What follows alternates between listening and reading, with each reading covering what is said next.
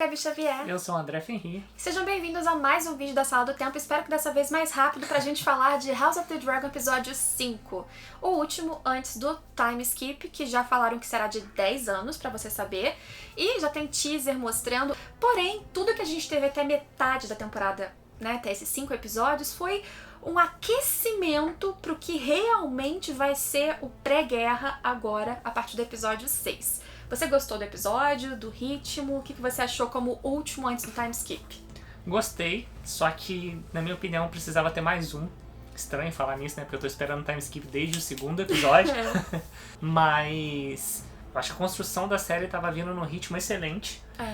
E, de repente, eles deram uma corrida. Opa, joga tudo aí porque tem que acontecer tal coisa pro time skip vir e não dá mais tempo. E nessa jogada tiveram alguns acontecimentos que, na minha opinião, ficou a desejar, não convenceu.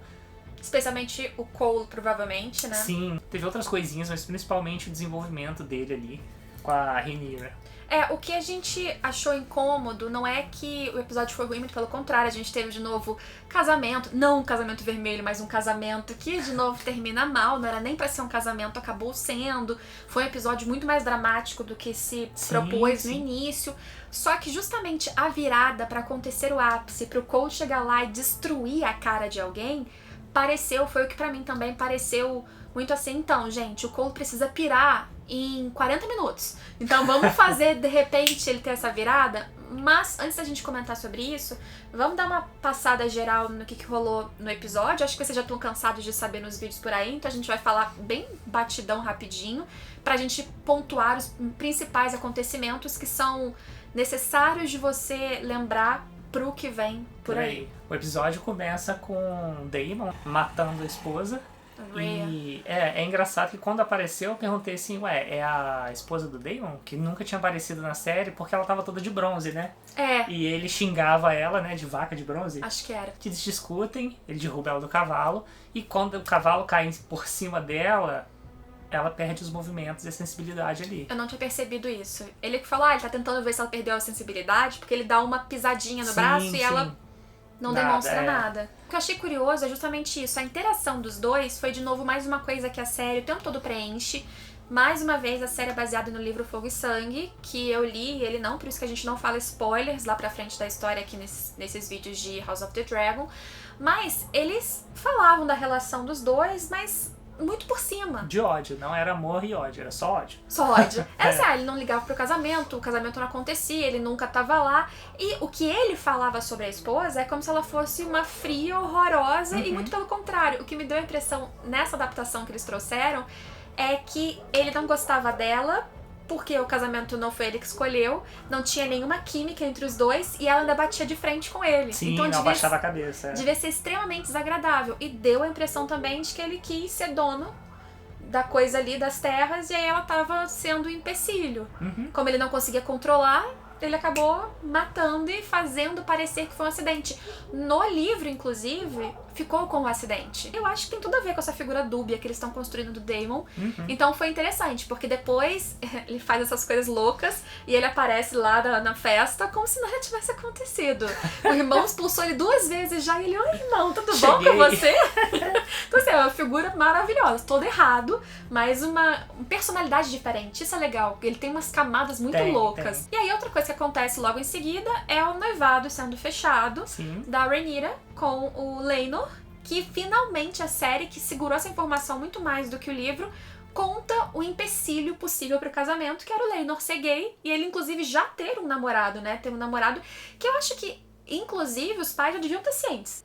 Porque o Corlys comenta, né, que tipo, é porque ele é novo ainda. Não, eles sabiam que o Laenor, ele não gostava de mulher, mas eu não sabia se eles tinham conhecimento da relação deles com o Joffrey em si. Porque no casamento que vem a seguir, eles trocam carícias ali explicitamente, não estão nem aí. Então, assim, e os pais ficam olhando, né? Os pais dão tipo uma... eles não estão chocados, meu Deus, o que tá acontecendo? Não, eles sabem, estão só comentando lá. E o Corlys é bem aqueles homens, sabe aqueles pais que não querem aceitar? Não, isso aí, falta uma mulher na cama, ele vai ver, ele vai descobrir, ele vai mudar, assim, não quer entender quem é o filho dele, mas tudo bem. O casamento se desenrola por política, tanto que ele quer garantir com o Viserys, que mal se aguenta em pé, tá podre. A gente não sabe como tá vivo no pós-time skip, porque aparece ele lá, mas enfim. O Corlys, ele tenta garantir, e ele garante pra poder aceitar, que a sucessão vai manter com a Rhaenyra sendo a herdeira. E, Sim. portanto, o filho dele sendo o rei consorte. Pra ele, isso é muito importante. E é importante o herdeiro vir com o nome dos Velaryon, né? Ah, ele quer, né? Que a família dele ascenda também. E é interessante que o Viserys, ele tá super pra frente também. Não sei se você reparou. Sim, sim. Que ele fala, tudo bem, todos os filhos vão vir como Velaryon, mas a mulher ou o homem, o filho ou filha que depois virar a futura rainha ou rei, ou seja, ele já aceitou que tanto faz se homem ou mulher. Só que ele é o único nos 7 reinos. E aí a contrapartida dele que, independente do nome Velaryon, quando for ascender ao trono, vai pegar o sobrenome dos Targaryen, né? Porque ele mantém a dinastia Targaryen. Sim. Seja por orgulho, seja por questão de profecia, do sonho do Aegon, que ele passou pra Rhaenyra, tem que ser um Targaryen no poder. E depois a gente vê que, na verdade, eles conversaram sobre gansos e patos. Na verdade, é o melhor cenário possível pra Rhaenyra, né? Tudo que ela queria. Pra ela é ótimo. É o casamento político que ela vai cumprir com as obrigações, rainha, né? E pro reino é bom juntar as famílias valerianas. Sim, as mais fortes. Que tem dragão, então, assim, é uma força que se une, apazigua muita coisa, ganha os navios dos Velaryon. Sim, sim. E fortalece e por trás eles fazem o que quiserem. Comem os patos e gansos que eles quiserem. E é isso que eles fecharam. E é muito franca a conversa dela com o primo. O primo tá meio cheio de dedos e ela vai, assim, meio que contornando. Ela já tá ciente da preferência dele. E isso é uma coisa que no livro fica claro. Quando a primeira vez que o Viserys no livro sugere, parece, segundo as fofocas e relatos, um noivado, ela fala pro Viserys, eu não sou o que ele gosta. Na série as coisas ficaram mais sutis, mas nessa fala já dá pra ver que ela tinha conhecimento e ela que fala, tá tudo bem. Eu também não quero que você tenha aqui, eu posso pegar em outro lugar. E os dois fecham um acordo, tanto é que quando ele chega depois na festa de pré-casamento, ele tá felizinho. Eles dançam assim, nossa, sim, já tá tudo acordado, ótimo. né? E aí a gente entende um dos motivos do porquê foi mais fácil pra ela aceitar lá quando ela conversou com o rei. Coisa que a série mostrou depois que o Cole não curtiu tanto. Que foi exatamente a parte que a gente achou apressada. Sim. Que começou com a conversa no barco, do Cole do nada falando, vamos trocar seu trono, sua família, seu prestígio, seu dinheiro, seu conforto por 2 laranjas lá em Essos, porque eu quero manter a minha honra, vamos? Aí ela disse, não. Aí ele falou, pô, aí foi aquela cara de gatinho perdido assim. Cara de bunda. Sabe, tipo, eu não acredito que a Rhaenyra não quis a minha proposta.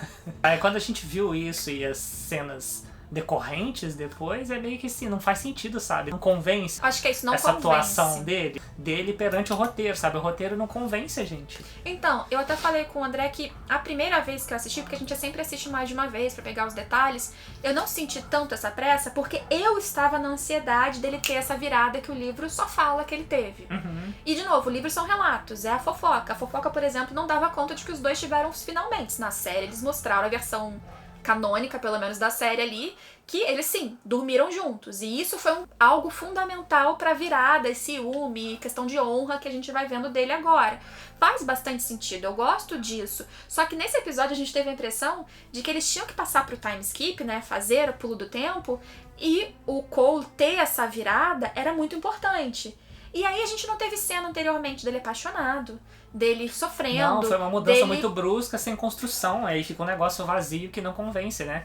Porque... Do nada ele pira? Pois é, sabe? Ele sempre foi muito certinho com as convicções dele, com a lealdade dele e tudo mais. Tanto que ele é muito reticente quando a Rhaenyra puxa ele, né? Ele não quer ir. Ele falou pra Alicent que a Rhaenyra se jogou, mas realmente foi a Rhaenyra que se jogou. Mas ele vai e no dia seguinte, né? Que ele entra e ela dá aquele sorrisão, ele tá lá, tipo, todo sério, sabe? Não tem uma demonstração. Eu acho, por exemplo, que nessa cena ele podia ter dado um sorrisinho, alguma coisa. Eu entendo que eles construíram... E depois, assim, dava um sorrisinho e depois a cara de preocupado, sabe? Eu entendo que eles construíram essa nuance de que ele, de alguma forma, se apegou a ela, e já tinha algum carinho, alguma coisa, e ele também tá lutando contra a honra que foi quebrada, a palavra que não foi cumprida, a única coisa que ele tinha era a honra. Isso é muito grande, e a única coisa que eu acho que ficou bem construído pra mim nesse episódio, que eu fiquei com ódio dele, é que ele é um baita do egoísta.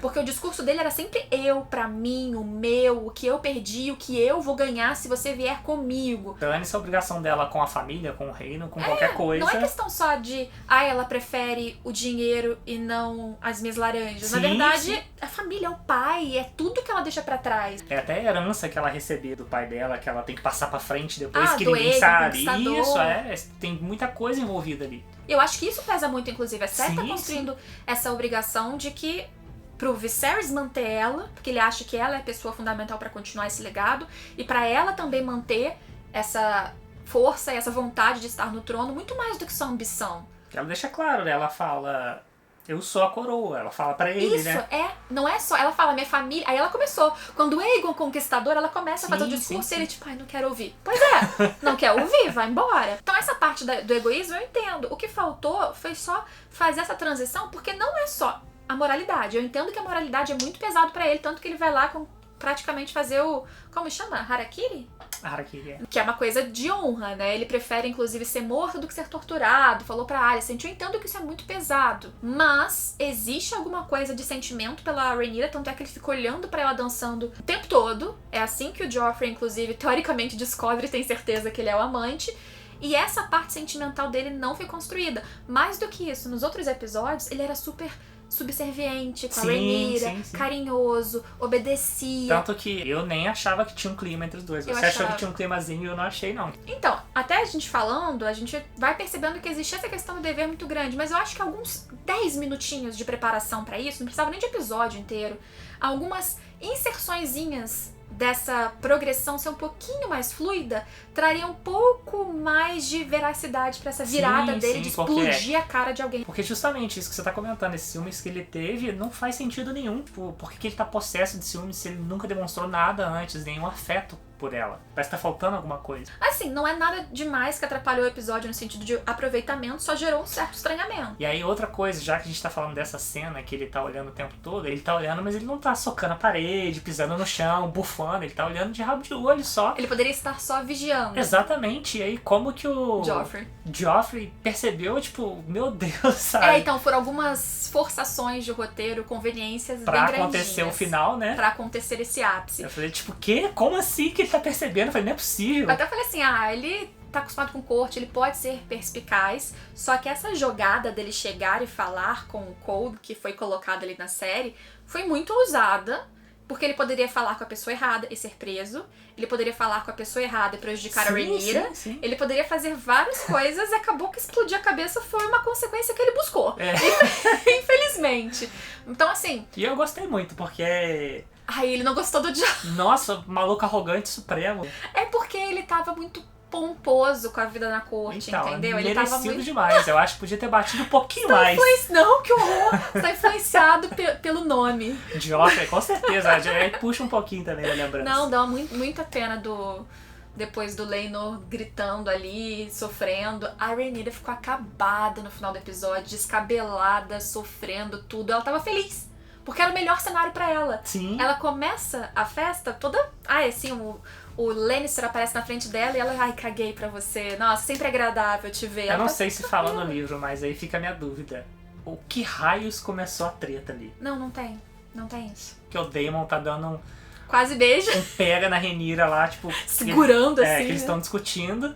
Aí não se sabe, alguém foi intervir? Quem foi intervir? O que começou? Eu acho que a questão do quase beijo, a questão do Daemon ter um atrito com o primo da ex-mulher, eram indicações de que um conflito ia surgir, mas é uma tentativa de enganar o espectador de onde vem.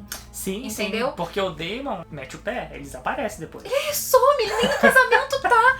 O bicho vira fumaça e larga a Rhaenyra ali. É o que eu falei, é aquele personagem que tá na série pra causar discórdia. Foi o outro Strong, o outro filho da nova mão, que catou a Rhaenyra, saiu batendo todo mundo lá. Foi. Pegou a Rhaenyra no ombro e levou embora, porque o Daemon...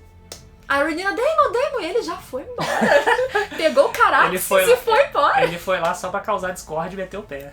É só isso. E aí a gente teve outra coisa que é muito importante pontuar, que foi a virada, por sua vez, da Alicent. Que abriu o episódio despedindo do pai, o pai dizendo, abre o teu olho, ela dizendo, não, minha amiga, não mente. E aí, de novo, eu vou reforçar minha visão da outra vez, que eu acho que é um misto de traição pela amiga mentir, com a amiga também tá se divertindo, fazendo coisas que são horríveis. Ela é muito certinha, a Alicent, com as coisas. E ela botou a mão no fogo pela Rhaenyra, né? Ela falou, não, ela jurou pra mim que não fez e eu acredito nela. E preferiu de certa forma, segundo o que o pai dela colocou, deu uma manipuladinha, preferiu o Targaryen do que a família dela. Então naquela hora que ela vai, chega o Cole que tá chateadíssimo e virou fofoqueiro, sentou ali e foi falando, fui eu. Engraçado porque a Alicent, ela tá toda sem graça e ela não fala Daemon nenhuma vez. Eu tava doida pra ela falar do Daemon. Eu também tava esperando. Pro Cole falar, não acredito que a Rhaenyra então fez com... Eu achei que ele ia ficar nervoso de saber que a Rhaenyra tinha feito em tese com outras pessoas, entendeu? Que a Rhaenyra não só não queria ficar com ele, como tava ficando com o reino todo. Então eu achei que ia ser uma coisa dessa. Isso que é legal, porque eu não sei exatamente o que vai acontecer, mas não. Ela fica de meias palavras e ele interrompe disso. Foi comigo mesmo. E ela que se jogou, mas eu fiz, e pode me matar, só não tortura. E a Alicent não queria tomar nenhuma providência. Ela só queria saber se o chazinho que o outro Strong, que é o outro filho, o que tem um pé torto... Acho que inclusive o apelido dele, não sei como é que vai ficar em inglês, mas ele é referente a isso também, é Larry Strong, que foi lá, estilo Varys em Game of Thrones, fofocando, mas ele por algum motivo fofoqueiro que seja, que a série nesse momento ainda não desenvolve, ele chega e fala do chazinho. E isso que deixa a pulga atrás da orelha dela pra ter a conversa com o Cole. Então, ali ela não queria fazer ninguém pagar, ela só queria saber a verdade. Sim. E eu acho que ela esperava ter a negativa do Cole. Tanto que quando ele fala, ela sente besta de não estar indo a favor da família dela e o que o pai queria. E aí que ela faz essa virada pra chegar chave, de verde, atrasada, entrando triunfalmente. Interrompendo o discurso da rei. De propósito, claramente, pra chamar a atenção, pra ser o foco. Super altiva.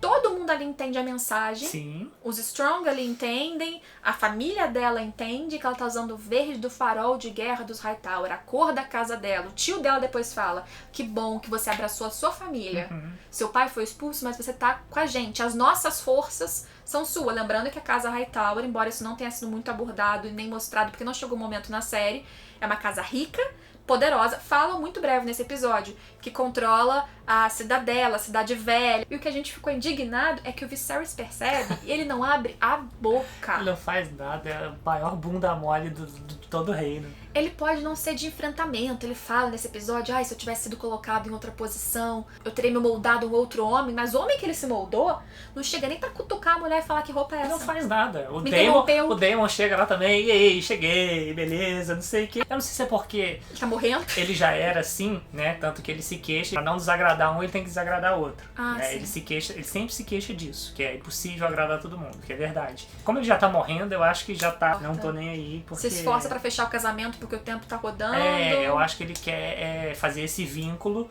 pra ele ir embora tranquilo, digamos assim. E a gente até comenta de novo que o rei tá podre, a gente não faz a menor ideia de como ele tá sobrevivendo. E o que mais me surpreendeu a respeito disso foi que no time skip ele está vivo ainda. E eu nunca imaginei. Sem cabelo, tá cagado. Nunca imaginei que ele fosse estar vivo. Pra mim ele morreria assim, já, sabe? Ele tá vivo, ele vai estar nesses desenrolares do pós-time skip. Por quanto tempo a gente tem que fazer o bolão, de quanto tempo vai durar Viserys. Você vê que a podridão tá vindo, a gente já comentou. Khal Drogo, um arranhãozinho morreu. Khal Drogo é um frouxo, um cortezinho assim, Khal duro. Viserys que é sinistro. E um detalhe muito importante, parece assim, passa despercebido, mas é super importante, que na outra vez a Alicent estava lá com carinho, ajudando no banho do Viserys, podre, fedido ou não. Dessa vez ele pergunta, cadê a Alicent? Tá lá nos aposentos. Ela já abriu mão e falou, não me importo mais. Eu acho que se a gente estava em dúvida do quanto que ela ia abraçar ou não as suas vontades e os seus interesses e, portanto, dos seus filhos, agora foi. Então, agora foi. Eu acho que é esse desenvolvimento que ela teve pra virar a chave que faltou na questão do Criston Cole. Ela teve total. Exatamente. E muito mais que no livro. Eles deram assim, a gente entendeu a Alicent, a gente viu seu sofrimento, sua ansiedade, sua vontade de confiar na amiga, sua decepção, manipulação do pai também em cima dela, e a virada pra ela seguir pelas próprias pernas. O pai manipula até o último minuto antes de ir embora. A Alicent foi perfeita, assim, construção perfeita na série. A relação dela com a Rhaenyra, que eu não esperava nada, porque também não tinha detalhes disso no livro, foi sensacional. Daemon, Rhaenyra, eu acho que tudo foi muito bem feito. O Cole que ficou esquisitinho nesse episódio, infelizmente. Mas foi ele que nos deu o grande ápice de cabeça estourada, cena digna de universo de Game of Thrones, que trouxe um caos que infelizmente fez eles apressarem o casamento, acho que pra não dar nenhum problema novo, né? Ninguém ia querer também continuar comemorando depois daquilo. Eu achei interessante que pós-treta, né, depois que o Criston Cole mata o Joffrey. Tem um paralelo de uma cena que aparece ele cometendo um harakiri, entre aspas, né? Quase se matando. A Alicent que impede, ao mesmo tempo ela tá lá no casamento, então a gente não sabe se foi depois do casamento, se foi antes. Acredito que talvez antes, logo depois que ele saiu ali, não sei, né? Ou depois. Não sei muito bem, até porque o rei desfalece ali logo depois que o casamento acontece, né? É verdade. De proposital, ela tem pedido porque, como ela conversou com o filho do Lionel, ela fala, eu tenho muitos aliados, sou a rainha. E ela não tem porra nenhuma, né? Tem a família dela. Fora a família Lee, ela não tem ninguém. Ela não tem aliado nenhum. Sim, pra transitar na corte. Então eu enxerguei essa cena de uma maneira que é tipo, ela tá impedindo pela segunda vez, digamos assim, a morte dele, né? E ela vai ter ali como ele é uma pessoa super leal, aparentemente, ela vai ter ali um aliado forte. É isso, uma análise perfeita, não tem mais o que colocar. Não falando de spoiler, mas achei a análise perfeita. É isso que a cena deveria passar. Porque eu não tinha pensado sobre isso. Realmente, através da família dela, militarmente, ela tem aliados. Sim. Só que ali, pra sobreviver na corte, uma coisa que a gente aprendeu em Game of Thrones, com a Cersei, com a Sansa, você precisa transitar. Por mais forte que você seja, vídeo Ned Stark, que se você não tiver os aliados certos... Se não souber jogar o jogo dos tronos, que é o que a Cersei fala... Você não consegue vencer. E é isso que a Alicent aparentemente tá aprendendo a fazer. Uma coisa muito interessante que eu não sei se vai se desenvolver, eu acho que vai pelo preview, o Daemon de chamego com a filha do Corlys. Isso, foi muito importante também. Na verdade, e era recíproco, quem tomou assim uma iniciativa de olhares foi ela. Ela olhou assim, olha, tô aqui. Aí ele disse, opa, então vamos. Alisando a taça ali, eu falei, Exatamente. Tudo o que ele queria. Uma investida ali de alguém poderoso, né? Porque ele não tem herdeiro, lembrando disso? O Daemon é alguém que já casou e não tem nenhum herdeiro.